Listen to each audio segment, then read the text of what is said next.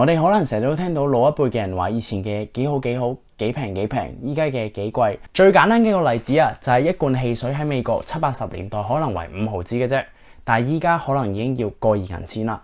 而一個比較貼切啲嘅例子就係，好似我哋呢啲20零30歲嘅人，10年前咧都會知道香港係有一個20蚊嘅麥當勞餐，但係啊，去到2020年，20蚊嘅麥當勞餐已經唔存在啦。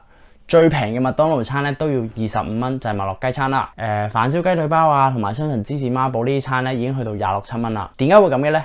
最主要嘅原因就梗係通脹啦。咁乜嘢造成通脹嘅咧？大部分人可能都會答你話，通脹咪就係物價上漲啊，你啲錢嘅購買力下降啊，同埋咩政府印銀紙啊，等等等等等，嘰哩咕嚕嘰哩咕嚕，聽完都唔知你哋講啲乜嘢嘅。所以喺呢段片咧，我中意同大家講下究竟乜嘢通脹。乜嘢造成通脹嘅咧？究竟我哋點樣先至可以唔好成為通脹嘅受害者咧？事不宜遲，我哋即刻去片。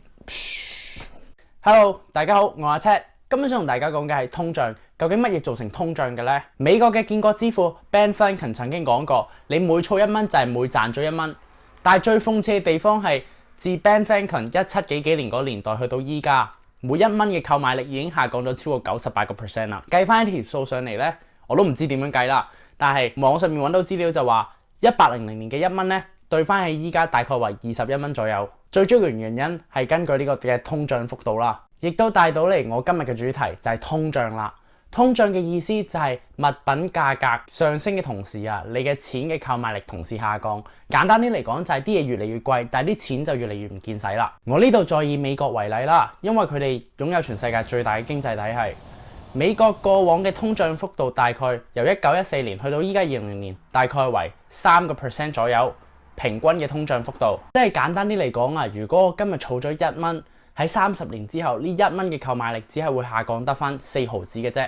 呢個就係通貨膨脹嘅威力啦。但係究竟係乜嘢造成通脹嘅咧？最主要係有3個原因嘅。第一個原因就係需求帶動通脹啦。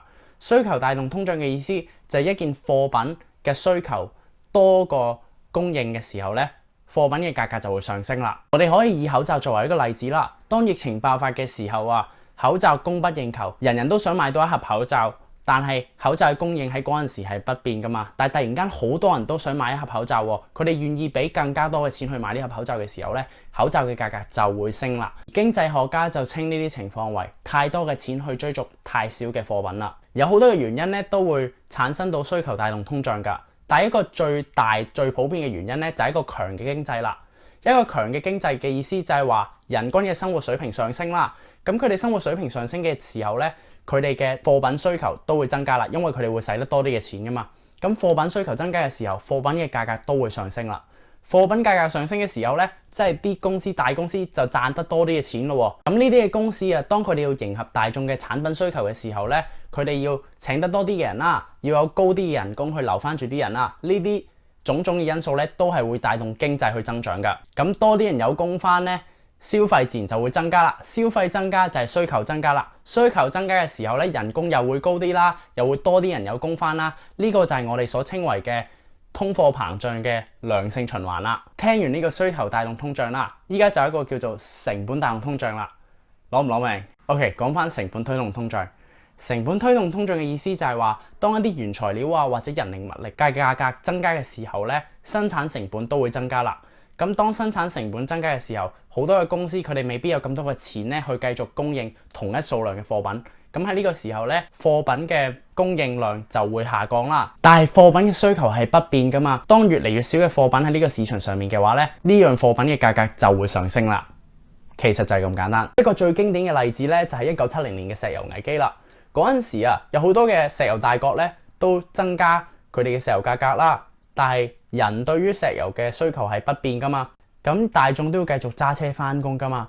當石油價格繼續上升嘅時候咧，由於牽涉石油嘅產業實在係太多啦，就算你開一間披薩店，都有人要運你嘅原材料過嚟俾你整披薩啦。咁嗰一類嘅運輸業咧，都係需要汽油去揸車噶嘛。咁喺呢個時候，唔同嘅產品同埋唔同嘅服務，佢哋嘅生產成本都會增加啦，就會令到貨品嘅價格同埋服務嘅價格都會增加啦。而點樣推分成本推動通脹同埋需求帶動通脹呢？成本推動通脹就係因為供求嘅價格上升啦，而需求帶動通脹咧，係因為越嚟越多人想要呢樣產品，令到價格上升，造成通脹嘅。第三點咧就係印銀紙啦。講得印銀紙就梗係要講美國啦。我哋成日都喺新聞啊，喺唔同嘅地方都會見到話美國印銀紙救市啊。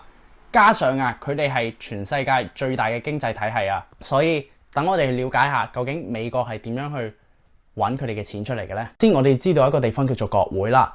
當美國嘅國會咧，佢哋需要多啲嘅錢放落唔同嘅法案嗰度嘅時候咧，佢哋本身係冇錢嘅，咁佢哋就撥個輪去話俾美國嘅財務部門聽話，我哋需要幾多錢喎。當美國嘅財務部聽完國會嘅要求之後咧，其實佢本身都冇咩太多嘅錢嘅，但係佢哋有能力去印一大堆嘅美國國家債券。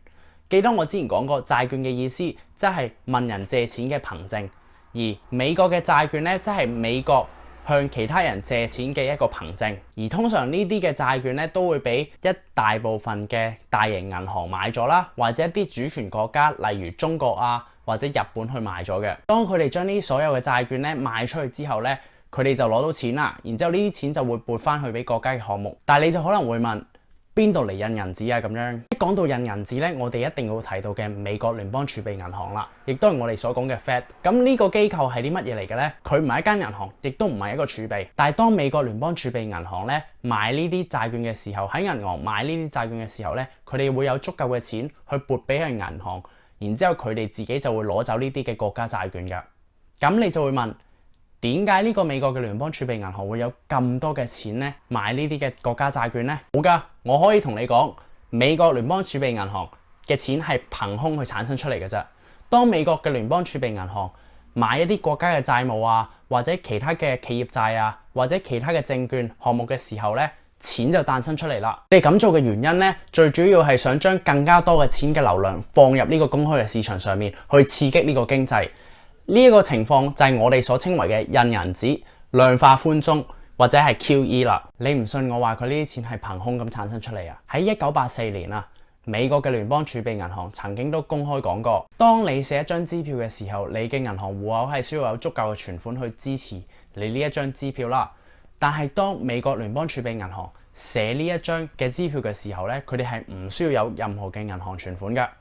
當佢哋寫呢張支票嘅時候咧，錢就誕生啦。呢一句係佢哋 quote to quote 寫出嚟嘅，所以係唔到你唔信㗎。就可能會問，究竟呢個美國聯邦儲備銀行係啲乜嘢嚟嘅咧？呢一個係另外一個 topic，所以依家咧你只係需要諗住聯邦儲備銀行只係一個美國政府去為咗維持呢個經濟穩定安全去產生出嚟嘅一個機構。但係越印得越多嘅錢咧，你喺市場上每一張嘅錢嘅價值都會下降緊嘅。因為你諗下，你有咁多嘅錢去追逐同一數量嘅產品，咁所有嘅產品嘅價格都一定會上升啦。所以即使你有更加多嘅錢嘅時候咧，其實你嘅購買力係相對地下降咗嘅，亦都係造就咗通貨膨脹嘅出現啦。就係可能你會問我點樣先可以解決到通貨膨脹嘅問題咧？其實問題嘅答案好簡單，你係需要買足夠嘅資產，而呢啲資產嘅增長幅度係要大過你嘅通脹速度嘅。即係如果以美國為例，你嘅資產嘅速度增長率一定要高過3% 左右，其實就係咁簡單。呢個正正就係